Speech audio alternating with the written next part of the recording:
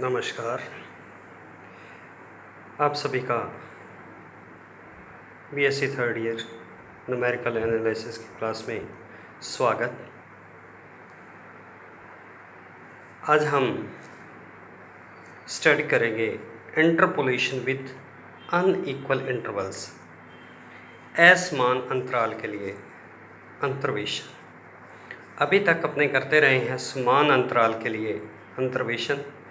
पहले तो मैं अंतर्वेशन दोबारा रिपीट कर दूं। तो अंतर्वेशन क्या था कि अगर x के मान आपको दे रखे हों x0, x1, x2, xn और उनके कॉरस्पॉन्डिंग fx के मान दिए गए हों, तो x के दिए गए मानों के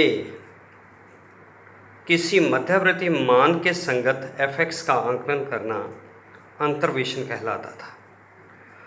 तो इससे पहले हमारे पास क्या था कि जो x के मान दिए जाते थे उनमें अंतराल समान रहता था, यानी कि second value minus first value is equal to third minus second value is equal to fourth value minus third value होता था। अब x के मानों में अंतराल अगर समान नहीं है तो हमें अगर x के किसी दिए गए मान के संगत fx का आंकलन करना होगा तो वो कैसे करेंगे। तो इसके लिए एक और ऑपरेटर पहले मैं परिभाषित करना चाहूँगा जिसे हम कहते हैं डिवाइडेड डिफरेंस, विभाजित अंतर।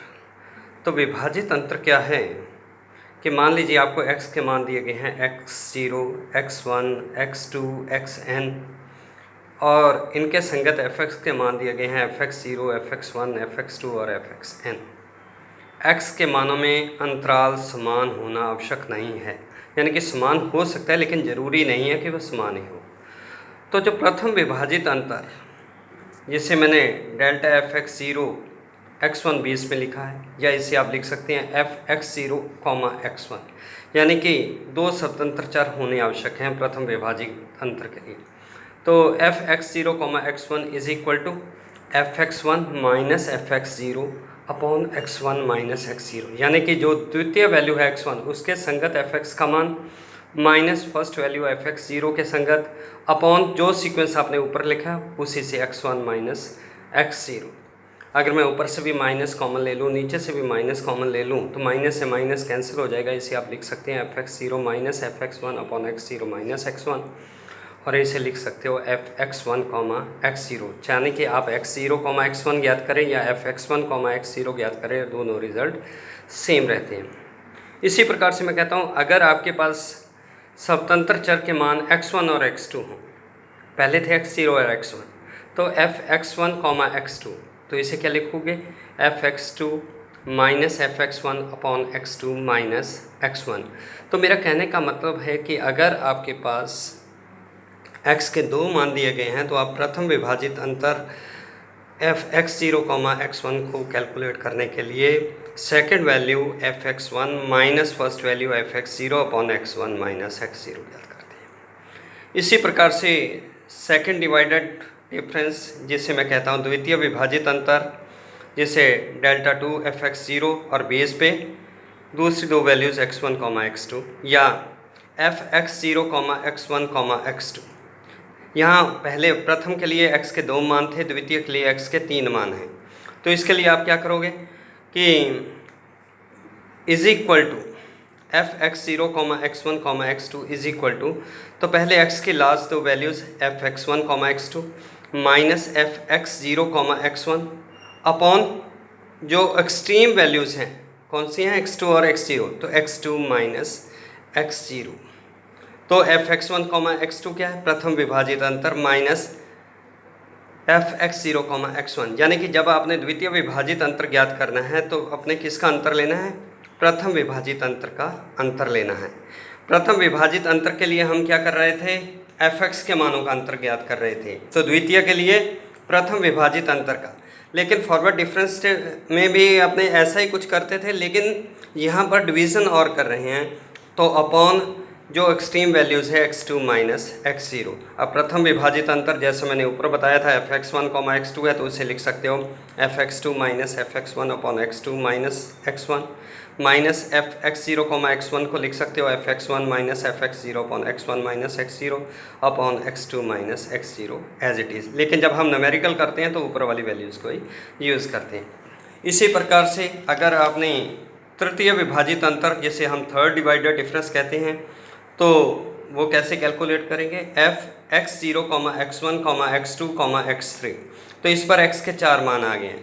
तो फिर से मैं बार बार रिपीट कर रहा हूँ, अगर प्रथम विभाजित अंतर है तो x के 2 मान थे, अगर द्वितीय विभाजित अंतर था तो x के 3 मान थे, अब थर्ड डिवाइडेड डिफरेंस है तो 4 के मान हैं। तो कैलकुलेट करने का हमारा तरीका वही कि third divided difference is equal to, अब लास्ट वाली 3 values F X one comma X two comma X three minus first 3 values F X zero comma X one comma X two upon X three minus X zero. यानी कि तृतीय विभाजित अंतर ज्ञात करना है जब आपने, तो क्या करना है, द्वितीय विभाजित अंतर जो पहले कैलकुलेट किया हुआ था उनका अंतर ज्ञात कर लीजिए और उनको डिवाइड कर दीजिए जो एक्सट्रीम वैल्यूज़ हैं x three minus X zero से। तो इस तरीके से आप तब तक टेबल बनाते जाएंगे, लास्ट में एक ही वैल्यू रह जाए या पूरा कॉलम कांस्टेंट आ जाए, तब जाकर छोड़ देंगे। तो उसके बाद हमारा जो डिवाइडेड डिफरेंस टेबल है वो भी पूरा हो जाएगा।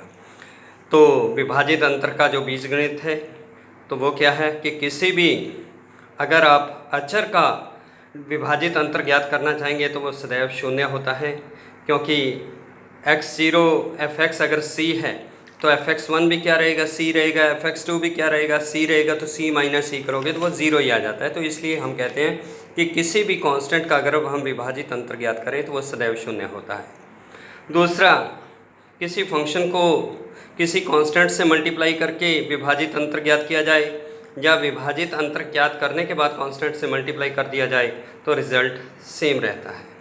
इसी प्रकार से दो फंक्शंस का सम करके विभाजित अंतर ज्ञात किया जाए या उन दोनों फलनों का अलग अलग विभाजित अंतर ज्ञात करने के बाद सम किया जाए, रिजल्ट सेम रहता है। यानी कि divided difference of F X plus G X is equal to divided difference of F X plus divided difference of G X. अब मैं बताना चाहूँगा relation between divided difference and forward difference, विभाजित अंतर व अग्रांतर संकारक में संबंध। मान लीजिए x के मान है x0, x1, x2, xn, fx के मान है fx0, fx1, fx2 और fxn। अब जो अग्रांतर संकारक है वो परिभाषित होता है अगर x के मानों में अंतराल समान हो। विभाजित अंतर तो दोनों के लिए हो सकता है, लेकिन अग्रांतर संकारक सिर्फ तभी परिभाषित होता है अगर x के मानों में अंतराल समान हो। तो अब हमें दोनों में संबंध ज्ञात करना है, तो इसलिए मैं लिख रहा हूँ कि x के मानों में अंतराल समान है, यानी कि x1 minus X zero is equal to x2 minus x1 is equal to x3 minus x2 and so on, each is equal to h।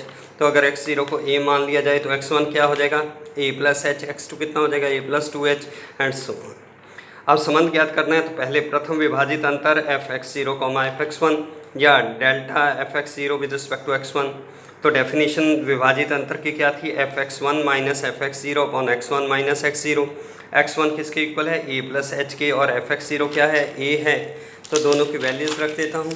तो f a plus h minus f a upon a plus h minus a, और f a plus h minus f a क्या हो गया, delta F a अग्रांतर संकारक upon 1h।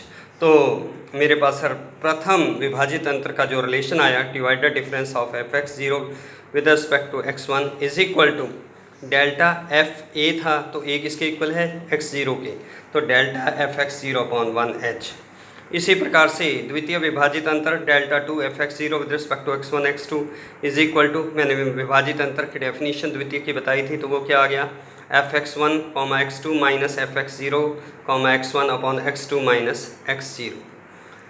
अब ऊपर आपने कैलकुलेट किया, अगर fx0 कॉमा x1 था तो वो क्या था, डेल्टा fx0 अपॉन 1h। अब अपने पास है fx1 कॉमा x2, x0 की जगह x1 है, x1 की जगह x2 है, तो इसे मैं लिख सकता हूँ divided difference fx1 minus divided difference fx0 upon x2 का मान कितना है, a plus 2h minus a, तो वो 2h आ गया, तो 1 अपॉन 2h बाहर आ गया। अब डेल्टा fx1 का मान क्या हो जाएगा, ऊपर वाले रिलेशन से अगर वहाँ fx0 था तो हमने लिखा था divided difference fx0 is equal to delta fx0 upon 1h। अब अपने पास क्या है, डिवाइडेड डिफरेंस fx1, तो ये क्या बन जाएगा, delta fx1 upon 1h minus divided difference fx0 था ऊपर वाले रिलेशन से delta fx0 upon 1h, 1h LCM आ गया, तो ये क्या हो गया 1 अपॉन 2h इंटू 1h, तो 2 into 1 factorial 2h into h square. तो अंदर क्या रहा, डेल्टा fx1 किस माइनस fx0 डेल्टा कॉमन ले लिया है मैंने। अब x1 का मान क्या है a प्लस एच, x0 का मान है a, तो डेल्टा 1/2 एच स्केयर डेल्टा, तो F A plus h minus f a, तो ये क्या बन गया डेल्टा एफ ए। तो अपने पास बना 1/2 h square delta into delta F a, तो ये बन गया delta divided difference of F x zero second order का is equal to 1/2 h square delta two f x zero. तो आपने क्या दिखा, अगर प्रथम विभाजित अंतर था तो वो बना प्रथम अग्रांतर संकारक delta f x zero upon factorial 1h। अगर द्वितीय विभाजित अंतर था तो delta two f x zero upon factorial 2h square आ गया। इसी प्रकार से अगर nth विभाजित अंतर होगा तो वो बनेगा delta n F x zero upon factorial n h की पावर n। तो इसी के साथ आज इतना ही, आगे इसके साथ बेस्ड इसके ऊपर कुछ न्यूमेरिकल्स हम अगले पीरियड में करेंगे। धन्यवाद।